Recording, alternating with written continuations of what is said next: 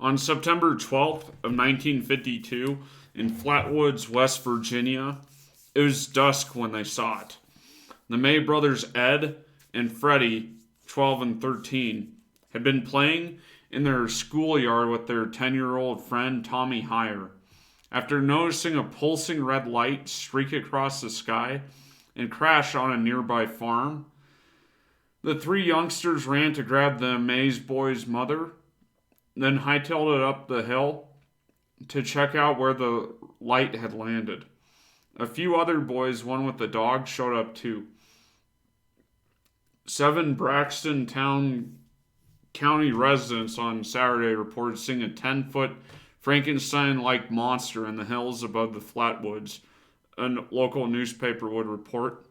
A National Guard member, Gene Lemon, was leading the group when he saw what appeared to be a pair of bright eyes in a tree. And when he saw a 10-foot monster with a blood-red body and a green face that seemed to glow, it may have had claws for hands. It was hard to tell because of the dense mist. About 7:15 p.m. on that same day, at Flatwoods, a little village in the hills of West Virginia, some youngsters were playing football on the school playground when suddenly they saw a fiery UFO streak across the sky and land on a hilltop of the nearby Bailey Fisher farm. The youths ran to the home of Mrs.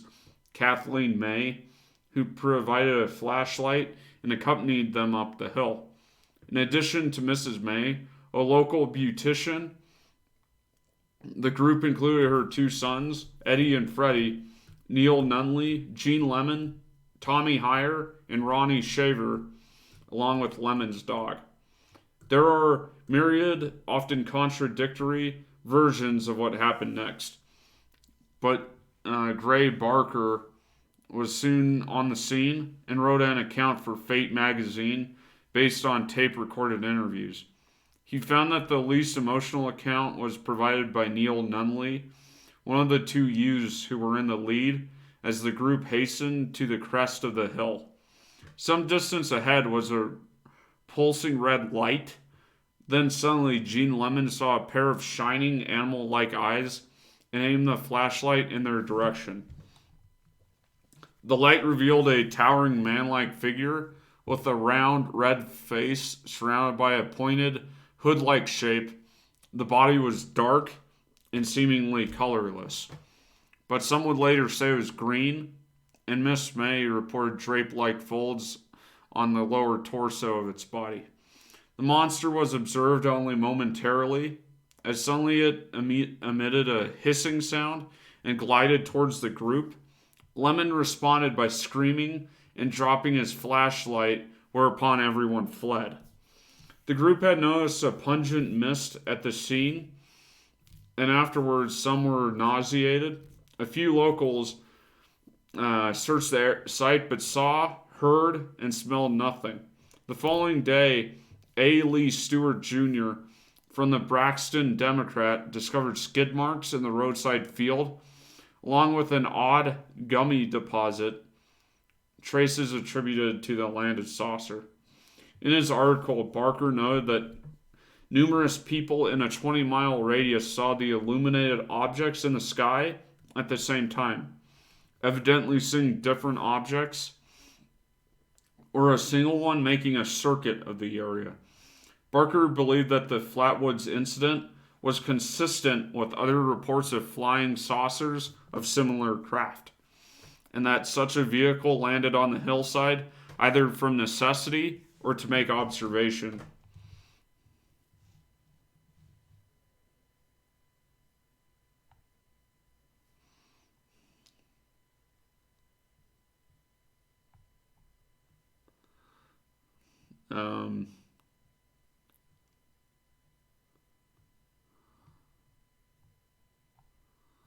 So a Johnny Lockard, 95,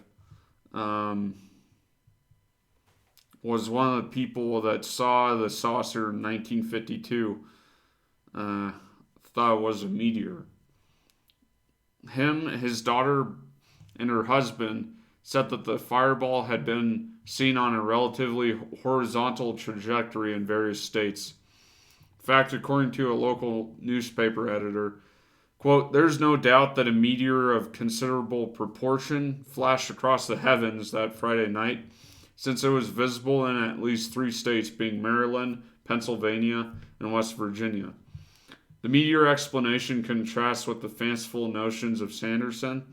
He cites several people who each saw a single glowing object, although observing that, quote, "all the objects were traveling in the same direction and apparently at the same speed and at exactly the same time. They're all the same conclusion that there was one object." Um, so instead of suspecting that people were mistaken or that they saw a meteor that broke apart, Sanderson asserts that, quote, "to be logical, we should believe that a flight of aerial machines were maneuvering in formation, and for some reason the craft went out of control, with one landing rather than crashing at Flatwoods, and its pilot emerged in a spacesuit and observed it headed back to the spaceship, which, like 2 others that crashed, soon vaporized." According to Major Kehoe, Air Force intelligence reportedly sent 2 men in civilian clothes to Flatwoods, posing as magazine writers, and they determined that the UFO had been a meteor that merely appeared to be landing when it disappeared over the hill. That illusion also deceived a man approximately 10 miles southwest of Flatwoods who reported that an aircraft had gone down in flames on the side of a wooded hill. Kehoe's sources told him that, quote, "several astronomers had concluded that the UFO was indeed a meteor." As well, a staff member of the Maryland Academy of Sciences announced that a meteor had passed over Baltimore at 7 p.m. on September 12th, traveling at a height of 60 to 70 miles. It was on a trajectory towards West Virginia, where the saucer was sighted minutes later. This has been your host, Luke. Like this video if you liked it. Subscribe for more. I hope you have a good night. Thanks for watching.